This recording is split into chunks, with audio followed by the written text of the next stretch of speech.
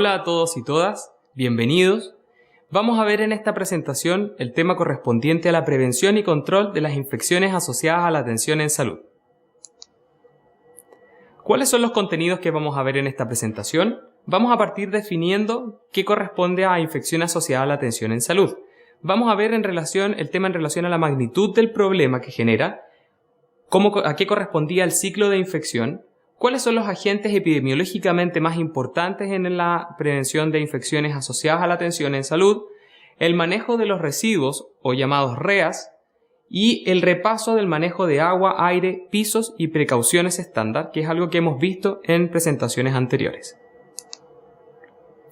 Primero, recordemos que la definición de infección es aquella en que un agente externo produce un proceso importante que tiene que ver con una inflamación y un proceso de reacción en el individuo. Estos agentes habitualmente son microbianos, parasitarios o correspondientes a virus.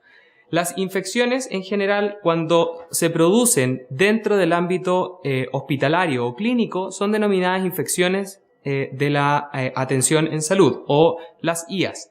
Estas infecciones, como habíamos visto anteriormente, también pueden ser denominadas antiguamente como infecciones nosocomiales o infecciones intrahospitalarias. El ámbito intrahospitalario no era el único que tenía infecciones, también se han visto que se producen en el ámbito de la atención abierta. Por eso fueron clasificadas como infecciones asociadas a la atención en salud en general.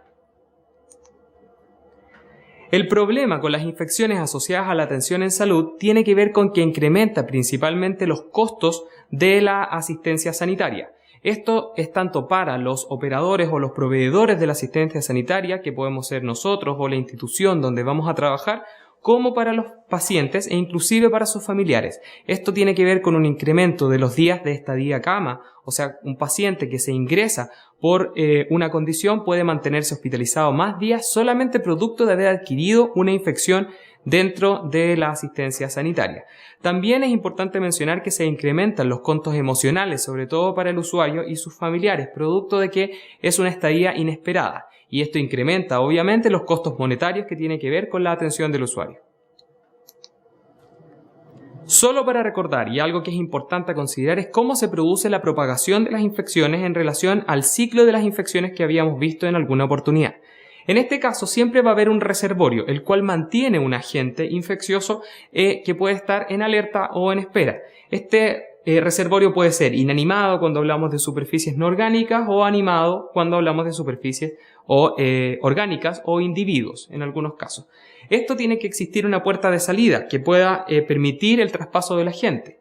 Después, el agente va a transmitirse a través de una vía de transmisión que puede ser por contacto, puede ser por aire u otras formas. Va a generar o va a traspasar una puerta de entrada para finalmente quedarse en un huésped, que va a ser el individuo que va a tener el proceso infeccioso y que él mismo se puede transformar nuevamente en un reservorio. Y así se continúa el ciclo de la infección. En esta presentación podemos ver lo que corresponde a los agentes más importantes epidemiológicamente, para que ustedes los vayan conociendo. Los más importantes son los que están más arriba, siendo los menos relevantes o los menos frecuentes, mejor dicho, aquellos que se encuentran más abajo. Y vemos en orden las bacterias más importantes, los virus, hongos o parásitos que pueden generar infecciones asociadas a la atención en salud. ¿Qué es importante en este ámbito? Lo más probable es que empiecen a escuchar los temas correspondientes a la resistencia antibiótica. Cuando se mal utiliza la antibiótico-terapia, puede producir resistencia microbiana en aquellos agentes donde se está utilizando. Y esto hace que el antibiótico pierda efectividad. Por lo tanto, en cepas que van mutando, no es efectivo el antibiótico que se está utilizando. Esto incrementa los costos en salud. Por eso la OMS ha recomendado mantener a raya el uso de antibióticos solamente en casos donde efectivamente haya una infección comprobada y donde hay un agente que requiera de tratamiento antibiótico. En esta presentación se las vamos a dejar para que ustedes puedan revisarla. Aparecen muchos de los agentes importantes epidemiológicamente que habíamos visto anteriormente y aparecen cuáles son sus principales reservorios y cuáles son los tipos de infecciones o enfermedades que pueden llegar a producir. Ahora, la OMS a lo largo de los años ha generado diferentes medidas o ha recomendado diferentes medidas para la prevención y el tratamiento o el control de las infecciones. ¿Qué ha dicho en el 2016? Dijo que lo importante es identificar los determinantes locales de la carga de infección. Esto quiere decir que se determinen las principales fuentes o mecanismos en los cuales se transmite una infección asociada a la atención en salud. Mejorar los sistemas de notificación y vigilancia. Cuando se notifica oportunamente una infección, se permite comenzar con un ciclo de control de la misma y de prevención para que no se propague a otros usuarios o usuarias. Garantizar los requisitos mínimos destinados a la vigilancia de las IAs. Tienen que existir recursos disponibles para prevenir la aparición de infecciones. Garantizar el funcionamiento efectivo de los componentes fundamentales del control de infecciones. También tiene que ver con los conceptos de la gestión realizada para poder verificar o que se pueda cumplir con los objetivos o las recomendaciones anteriores. Aplicar las medidas generales de prevención, en particular las prácticas óptimas de la higiene de manos. Vamos a ver que eso corresponde a las precauciones estándar. Mejorar la educación y la responsabilidad del personal. Realizar investigaciones para adaptar y validar los protocolos de vigilancia e investigaciones sobre las posibles participación de los pacientes y su familia en la notificación y control de las infecciones. Todas estas medidas permiten controlar y mantener a raya las infecciones. Vamos a ver ahora cuáles son las principales precauciones basadas en la transmisión en un nivel 1 o nivel más básico. Para recordar, en la presentación que ustedes vieron en Fundamentos de Enfermería 1 del año pasado, es importante el manejo de estos 4 elementos: agua, aire, superficies y la circulación del personal y de los insumos de trabajo para la atención clínica de los pacientes o de los usuarios. Estos deben revisarlo en las consideraciones que vimos en las clases o apuntes de los años anteriores. Vamos a ver ahora lo que corresponde al manejo de los residuos de establecimientos en atención de salud o REAS. ¿Qué es importante aquí? Los residuos son focos importantes de generación o de diseminación de infecciones. Para eso existe un manual que es el denominado Manual de REAS del año 2010 de MinSal, que es importante que ustedes revisen como material complementario. El resumen que yo les voy a mostrar a continuación van a ser los puntos críticos que ustedes tienen que manejar.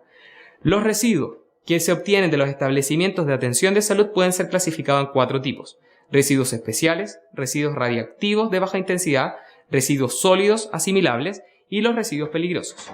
Los residuos especiales van a corresponder a aquellos que son cultivos y muestras almacenadas, que pueden ser, por ejemplo, cultivos de placa o de antibiogramas o relación de infección en placas de cultivo de agentes.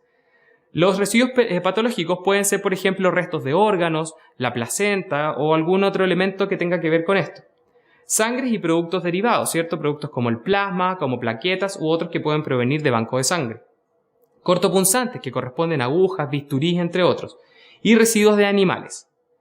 Los residuos reactivos de baja intensidad corresponden a residuos que pueden generar un daño a través del contacto directo o el contacto a distancia, producto de que hay un agente químico que puede producir daño en el individuo.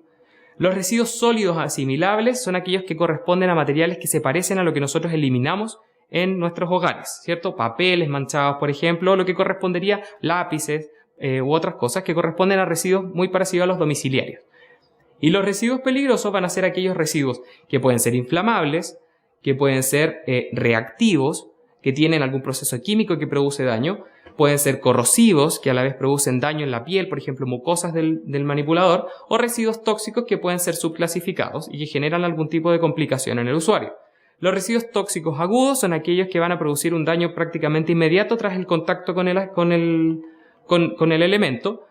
Los residuos tóxicos crónicos son aquellos que producen a larga data un daño en el usuario, y los residuos tóxicos extrínsecos son aquellos que por un contacto con un residuo puede generar un mecanismo dentro del organismo de la persona y generar un daño posteriormente.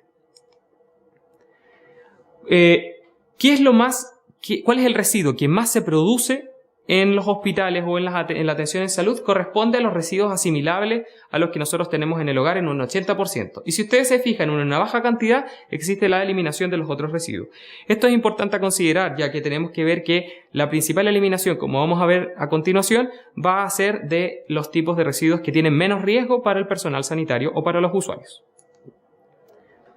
¿Qué tenemos que hacer con estos residuos? Y esto es algo que tienen que tener siempre en consideración. Los residuos tienen que eliminarse en diferentes tipos de depósitos. Por ejemplo, los residuos especiales van a ser depositados siempre en tachos o cápsulas que sean amarillas y que tengan este símbolo que aparece en la imagen. Los residuos peligrosos tienen que ser eliminados en cualquier bolsa que no sea de color amarillo, negro o gris. En los campos clínicos habitualmente están utilizando bolsas de color rojo. Los residuos reactivos de baja intensidad van a ser eliminados en cualquiera excepto amarillo, negro o gris también, y que lo importante es que tengan el símbolo que aparece en la imagen. Y los residuos sólidos asimilables a los domiciliarios tienen que ser eliminados en bolsas grises o negras o depósitos que tengan estos colores.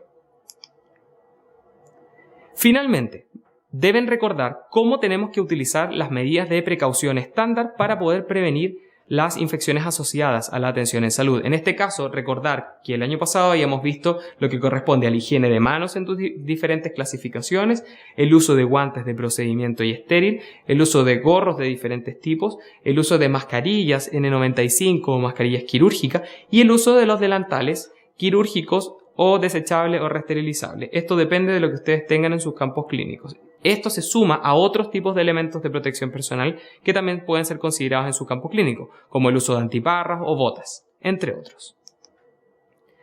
Les dejo finalmente la página web que corresponde a MinSal, donde pueden encontrar información adicional acerca de la prevención y el control de infecciones asociadas a la atención en salud.